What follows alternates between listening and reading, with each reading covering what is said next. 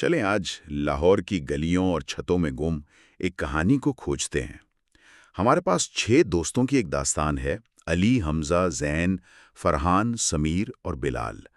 اور ان کی دوستی کا جو محور ہے وہ ہے بسنت کا تہوار۔ یہ صرف ایک کہانی نہیں بلکہ یہ سمجھنے کی کوشش ہے کہ ایک شہر، ایک تہوار کیسے نسلوں کے رشتوں کو جوڑتا ہے۔ یہ بہت ہی دلچسپ نکتہ ہے کیونکہ بسنت جیسے تہواروں میں ایک سماجی تصور نظر آتا ہے جسے اجتماعی جوش کہتے ہیں۔ اجتماعی جوش؟ جی، یہ وہ کیفیت ہے جب پورا معاشرہ سارے اختلافات بھلا کر ایک مشترکہ جذبے میں متحد ہو جاتا ہے۔ ہر گلی، ہر چھت اسی اجتماعی توانائی کا حصہ بن جاتی ہے۔ اور یہ توانائی تو تیاریوں میں ہی نظر آ جاتی ہے نا؟ جب یہ 6 دوست انارکلی بازار پہنچتے ہیں تو کیا سین ہوتا ہے؟ رنگ برنگی پتنگیں، ڈور کے گٹھے اور وہ دکانداروں کی آوازیں۔ بالکل۔ کہانی میں ایک لمحہ ہے جب سمیر ایک بڑی پیلی پتنگ کو دیکھتا ہے اور کہتا ہے یہ ہے شیر لاہور، اور بلال جوش میں آ کر 3 گٹھیاں ڈور کی خرید لیتا ہے۔ مجھے یہ بات تھوڑی حیران کرتی ہے کہ ایک پتنگ اور ڈور کی خریداری کو اتنی سنجیدگی سے کیوں لیا جاتا ہے؟ یہ صرف ایک کھیڑی تو ہے۔ بظاہر تو یہ ایک کھیل ہی لگتا ہے، لیکن اس کی گہرائی میں یہ شناخت اور فخر کی علامت ہے۔ اچھا؟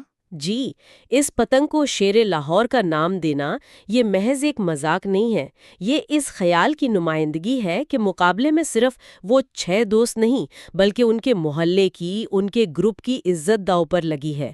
اور وہ ڈور، وہ صرف دھاگا نہیں، وہ اس علامتی جنگ کا ہتھیار ہے۔ واہ! تو یہ مقابلہ ذاتی نہیں رہتا، یہ اجتماعی بن جاتا ہے۔ بالکل۔ اور پھر بسنت سے ایک رات پہلے کا ماحول، چھتوں پر روشنیاں، ڈھول کی تھاپ اور وہ پرانے پنجابی گانے۔ جی۔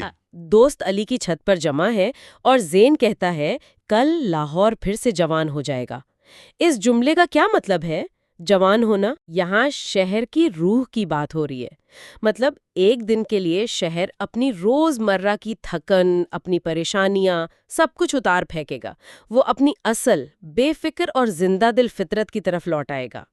یہ ایک طرح سے اجتماعی یادداشت کو زندہ کرنا ہے جب پورا شہر ایک ساتھ ہنستا تھا۔ اور بسنت کی صبح واقعی ایسا ہی ہوتا ہے، آسمان رنگوں سے بھرا ہوا، ہر طرف سے بو کاٹا کی آوازیں، اور یہ 6 دوست ایک جیسی پیلی شرٹس میں ایک ٹیم کی طرح لگ رہے ہیں۔ جی۔ کہانی میں ایک بڑا دلچسپ موڑ آتا ہے جب ان کی وہ شیر لاہور پتنگ کٹ جاتی ہے۔ میں تو سوچ رہا تھا کہ وہ سخت مایوس ہوں گے، لیکن اس کے برعکس وہ ایک دوسرے کو گلے لگا لیتے ہیں۔ اس لمحے میں دوستی مقابلے پر کیسے حاوی ہوگی؟ یہ اس تہوار کی سب سے خوبصورت نفسیات کو ظاہر کرتا ہے۔ دیکھیں، یہاں ایک دوہری کیفیت کام کر رہی ہے۔ ایک طرف شدت مقابلہ ہے، جیتنے کی خواہش ہے۔ جی بالکل۔ لیکن اس سے بھی گہری سطح پر ایک سماجی تعلق ہے، یعنی دوستی۔ ان کا ایک ساتھ مل کر اس مقابلے کا حصہ بننا خود جیتنے سے زیادہ اہم ہے۔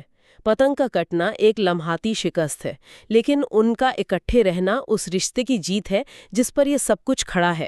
تو تہوار رشتے توڑنے نہیں بلکہ جوڑنے کے لیے ہے۔ بالکل، انہیں مزید مضبوط کرنے کے لیے۔ دوپہر تک تو ماحول اور بھی دلچسپ ہو جاتا ہے، چھت پر ڈی جے، کوک، سموسے، جلیبیاں۔ اسی دوران سمیر ایک بہت گہرا سوال پوچھتا ہے، یار سوچو 10 سال بعد بھی ہم ایسے ہی ہوں گے؟ جس پر علی جواب دیتا ہے، اگر لاہور زندہ ہے تو بسنت اور ہم بھی زندہ رہیں گے۔ یہ بہت گہری بات ہے۔ بہت گہری۔ یہاں علی ذاتی شناخت کو اجتماعی اور ثقافتی شناخت سے جوڑ رہا ہے۔ اس کا کہنا ہے کہ ان کی دوستی اور ان کی خوشیاں اس شہر کی ثقافتی زندگی کا حصہ ہیں۔ جب تک لاہور اپنی روایات کو، اپنی روح کو زندہ رکھے گا، وہ ماحول بھی زندہ رہے گا جس نے ان کی دوستی کو جنم دیا ہے۔ جیسا کہ حمزہ نے بعد میں کہا، یہ صرف پتنگیں نہیں، یادیں ہوتی ہیں جو اڑتی ہیں۔ واہ، یادیں ہوتی ہیں جو اڑتی ہیں۔ جی، وہ ہر سال صرف پتنگ نہیں اڑاتے بلکہ اپنی مشترکہ یادوں کے خزانے میں اضافہ کرتے ہیں۔ اور شام کو جب آسمان خالی ہونے لگتا ہے، دوست تھکے ہوئے ہیں مگر خوش ہیں۔ کہانی میں لکھا ہے کہ وہاں کوئی ہارا نہیں تھا کیونکہ اصلی جیت دوستی کی تھی۔ بالکل، اور آخر میں جب علی اکیلا چھت پر کھڑا آسمان کو دیکھتا ہے تو اسے احساس ہوتا ہے کہ بسنت صرف ایک تہوار نہیں، یہ ایک سماجی ضرورت ہے۔ یہ رشتوں کو تازہ دم کرنے، کمیونٹی کو جوڑنے اور زندگی کی رنگینی کو منانے کا ایک موقع ہے۔ تو یہ کہانی ہمیں سوچنے پر مجبور کرتی ہے جی کہ آج کی اس تیز رفتار زندگی میں وہ کون سی روایات یا لمحات ہیں جو ہمارے رشتوں اور ہماری کمیونٹی کی روح کو اسی طرح زندہ رکھتے ہیں